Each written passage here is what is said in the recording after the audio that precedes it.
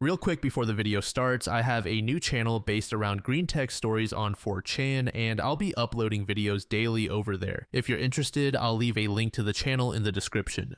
Hey everyone, welcome back. I'm Michael, and we're going to be getting right back into some more Reddit stories. If you enjoy the video, make sure to leave a like and subscribe. Now, without further ado, let's begin. This story was posted by a user named Outspoken Person in the Relationship Advice subreddit. The post is titled, "Boyfriend and I are at an impasse over numbers, not those numbers. Together for 18 months, not living together, ages are a little loose for usual reasons. We bonded over the love of a very difficult sport. He introduced me to the sport, the community, and opened a lot of doors for me. The first 9 months to a year was fabulous. We worked so hard to level up. So many great days, weeks, and weekends. So much mutual support and joy. So, what is the problem?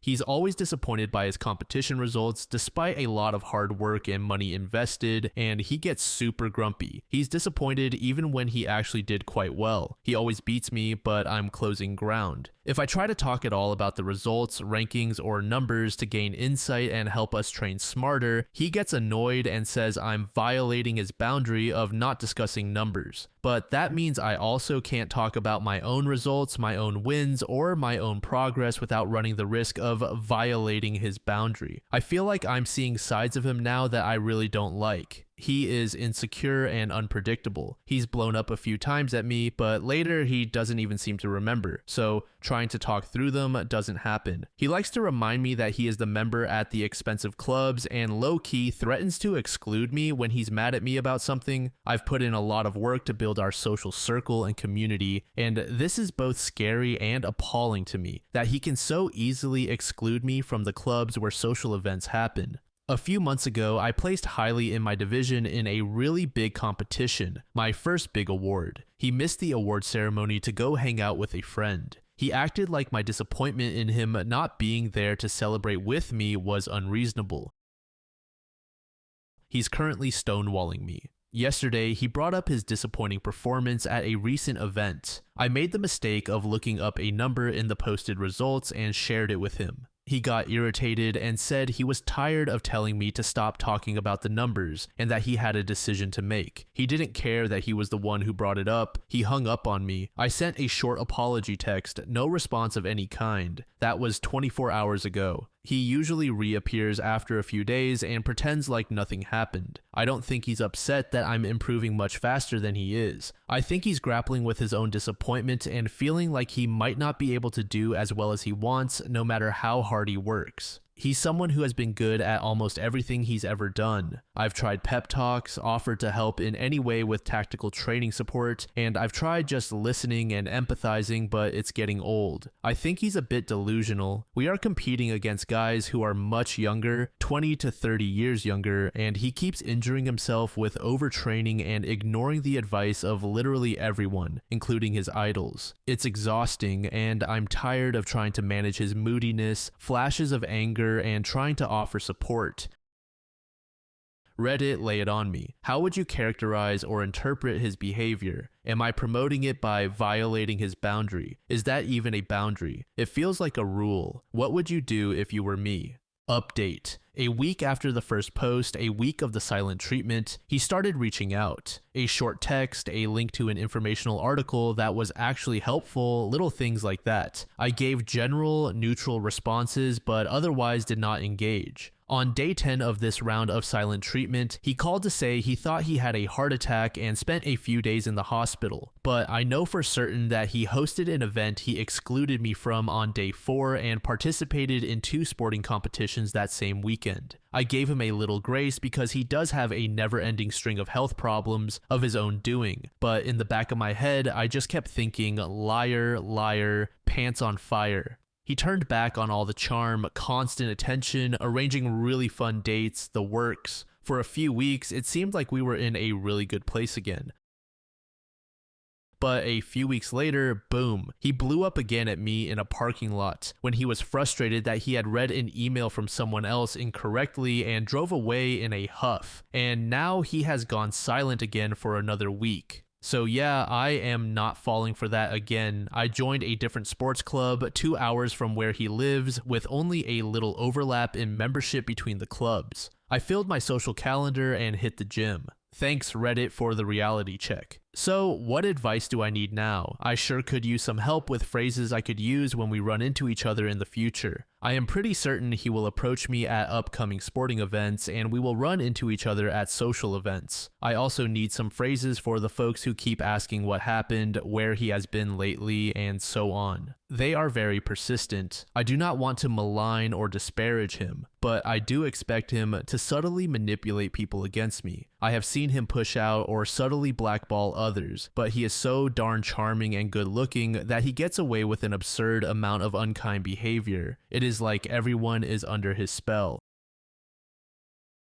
Royal BK said, I am exhausted just reading this. I cannot fathom how this lady just took the guy back even after all the advice she got. To this nightmare, Shark said, my dad was like this. Not necessarily blowing up when he did badly at sports, since he was a far older guy in his 30s who seriously injured both his knee and shoulder at 2 different points in his life. But he would blow up when I did badly at sports because he really wanted me to be an athlete. The line about blowing up because he read an email wrong really reminded me of him. For example, he would get mad if I used my pay-as-you-go minutes to call my mom and not him, since my mom did not have a texting plan. He was certain she did not have to pay to receive texts, so he called her phone provider support to try and prove it to me, then blew up on me when the customer service representative confirmed my mom did have to pay something like 25 cents to receive a text message, and it was cheaper for me to call her. My entire time with him was like walking around dodging landmines. I stopped talking to him when I was around 29 because he lost his temper when I had a nap after work and called him back after about 16 hours. My point is, these kinds of people are incredibly draining. I have never actually been on a date, and I personally believe it is because I was just so tired of dealing with people like my dad or a few other family members, and I was worried I would end up with a woman like that. I just do not even want to risk it at this point.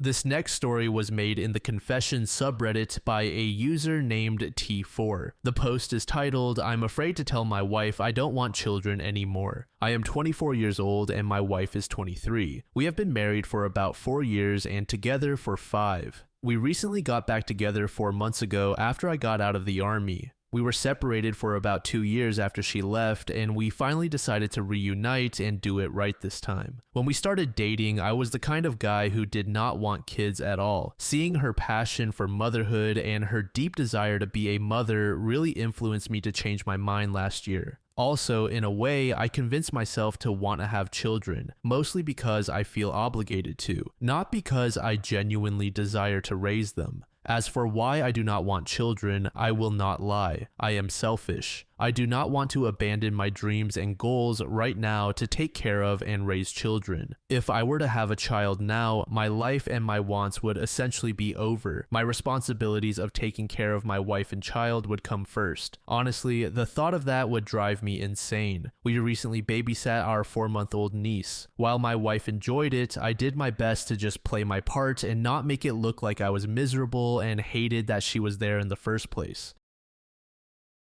I definitely still had to help, which was expected, but it was not a good time for me at all. There is nothing against the child or children in general. Instead of feeling joy and happiness like my wife, I dreaded every moment I had to stop what I was doing, hurry home, rush, or stay quiet just to make sure the baby was okay. I am afraid to tell her because she has a very explosive temper. She has to restrain herself from breaking or throwing things when she gets extremely upset. I have already told her that I wanted children, which was also a big factor in us getting back together. For me to backtrack on that agreement would be devastating for her. She will not be understanding about it, and I will have to face her wrath in full force. What do I do?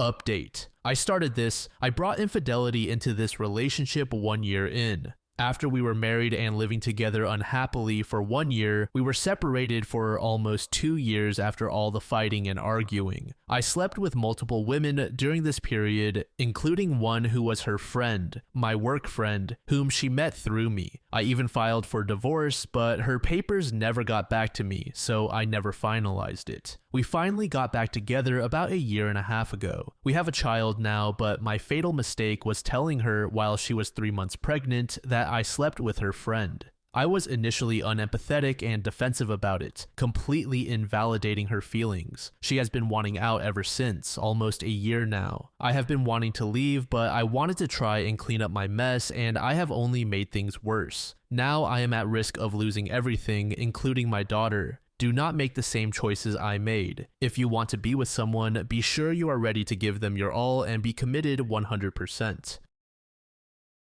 Update 2. If you have not seen the first post, I basically detailed what kind of person I have been to my wife. You can throw tomatoes at me there as well. I am just here to vent. I've had several conversations lately which have mostly been about her expressing all the emotions behind everything she felt and that she does not think I value her. I listened to her without interrupting or trying to set the record straight, really wanting to make it about her. She does not truly know if I even love her or if I am in it all the way or not. In the past, I have stated that since I take care of pretty much everything financially, her bills, and pretty much do anything she asks, I do not see how she thinks I do not love her. I was short-sighted. I understand now that we cannot dictate how our actions make others feel. We cannot tell people how to perceive our actions or our words. Over the years, I have worked on being intentional with the things I say or do so that she is not confused. I would say that has worked somewhat, but whenever we are in a good spot, I find some way to screw it up. We were doing good, then I came clean about me and her ex-friend 10 months ago. My wife and I got back together in late 2023. I have not had sex with anyone other than her since. I have not grabbed a number, not one on social media. I do not like posts. I do not even hang out with the one friend I have anymore. And it is by choice. I choose these things because I know how important it is for her to be valued by me and to have her as my priority.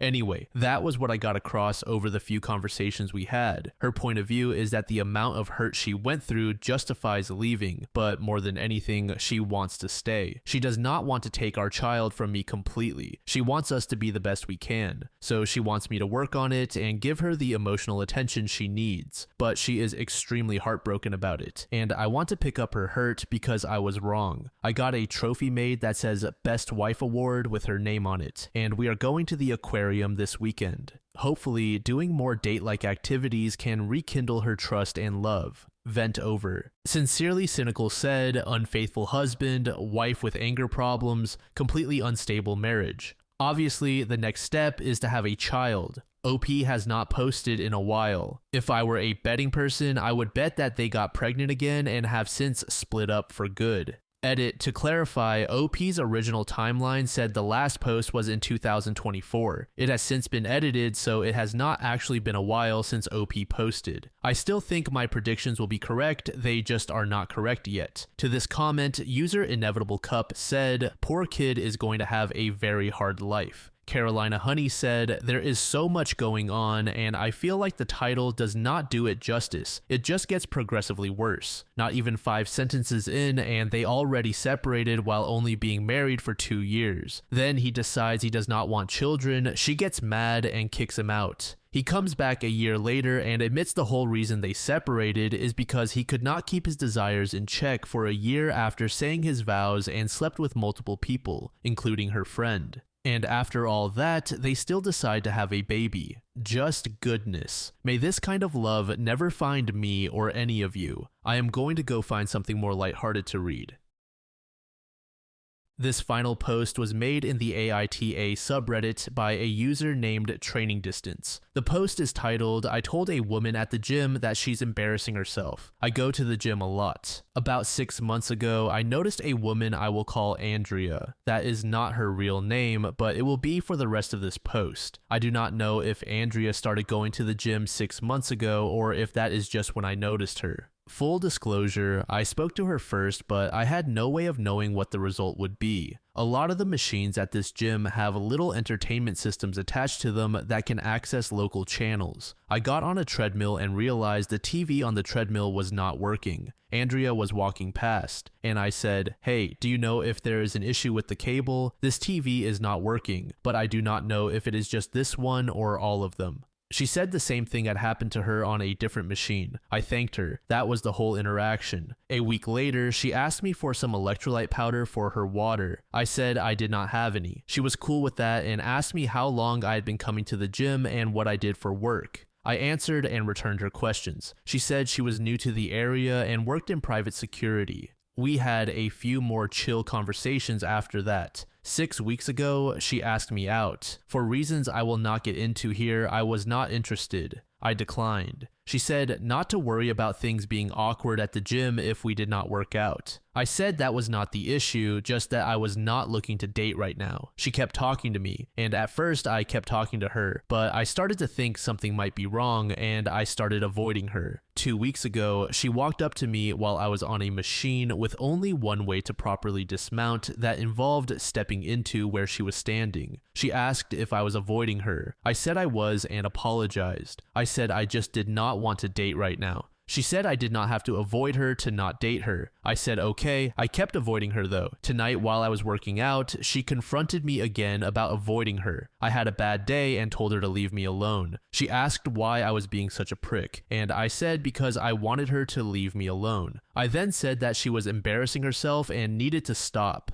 She put her foot on top of the weights, and I thought she was going to press down on them. So I let go of the bar very quickly, causing the weights to slam and make a loud noise. Several people looked over. She said, "Now who is embarrassing himself?" and walked away. Did I go too far by saying that? Do I owe her an apology? Update. I went in early this morning for a run and told the front desk staff about Andrea putting her foot on the weights. They said they would talk to her. Then after work, I went in again for a regular workout. I was working on my legs when she walked up to my machine. The first thing she did was apologize for the weights. I do not know if someone talked to her or if that was on her own initiative. I accepted her apology and apologized for saying she was embarrassing herself. She said she forgave me, but if I wanted to really make it up to her, I could buy her a drink, and she would buy me one too to make up for the weights. I said maybe we should buy our own drinks, meaning separately at different places and times. She misunderstood me and asked when and where. I told her I meant that I did not want to go out with her. She said this would not be a date, but a reset for our friendship. I said I did not want to be friends. She said I was being a douche and asked what my problem was. I said the weight incident made me uncomfortable and I would rather we just give each other space. She then asked me if my problem with her was that she is Hispanic. I was so taken aback. I did not even know she was until she said that. I said no, that she just makes me uncomfortable. She wanted me to explain what about her made me uncomfortable, and I tried to do so, but she argued with every point I made. I got frustrated and told her to just stay away from me. She said fine, and that I have a lot of maturing to do. Then she walked away. I am hoping that is the end of it. Update 2. Andrea is banned from the gym. I was running on the treadmill and watching TV. She came up to talk to me and I ignored her, staring at the TV. She raised her voice and I continued to ignore her. She reached out and pulled the safety tab out of the treadmill, the one you connect to your wrist so the treadmill stops if you fall, causing the treadmill to come to a sudden stop. I tripped and fell onto the controls and TV, scratching my chin on the top of the screen. I went to the front desk with Andrea following me. I told them what she did. She kept trying to interrupt me and talk over me, but the woman at the front desk told her to be quiet and wait her turn. I told the staff that Andrea pulled out the safety tab while I was running and that I was injured. The woman at the front desk then asked Andrea what happened. Andrea said I was staring into the middle distance like I was in some kind of fugue state, and she thought I was having a medical episode, so she pulled the tab. The woman at the front desk asked for her membership card. Andrea did not want to give it to her, but the woman said if she did not, she would be banned. Andrea gave her the card, and the woman at the front desk told her to leave and that she was suspended for a month. Andrea objected and got into an argument with the woman, which escalated into Andrea calling the woman an offensive racial slur combined with a derogatory term. As a result, she was banned permanently. I hesitate to call that a happy ending because the poor gym employee had to endure racial harassment, but I will not deny that watching her cut up Andrea's membership card felt good. Update 3. Sorry for the incomprehensible post. I posted this last night when I was drunk. I will rewrite it to explain what happened. Last night, I went to a bar near my apartment to meet up with some friends. The three of us were drinking and having a good time when Andrea walked up. I never saw her enter the bar, I only noticed her when she was in front of us. She greeted me and said it was good to see me, then leaned in to try to kiss me. I pushed her away and she fell, but one of my friends caught her. She started yelling and asking what the heck is wrong with me. I told her to stay away from me and not come any closer. She asked if I was embarrassed of her and did not want my friends to see her. I said, "This is the third time you have tried to assault me and I want you to stay away from me." At that point, the bouncer showed up to ask what was going on. Andrea said I pushed her. I tried to explain that she tried to kiss me and is stalking me, but I was drunk and not doing a great job. My friends also tried to explain that I was innocent, but they were drunk too. Security kicked me out of the bar. My friends walked me home. I am definitely going to try to get a restraining order. This has gone way too far. Cutie Bo Booty said, "Sadly, as a woman, I saw this coming from a mile away. Andrea reminds me too much of the men who have stalked me in the past.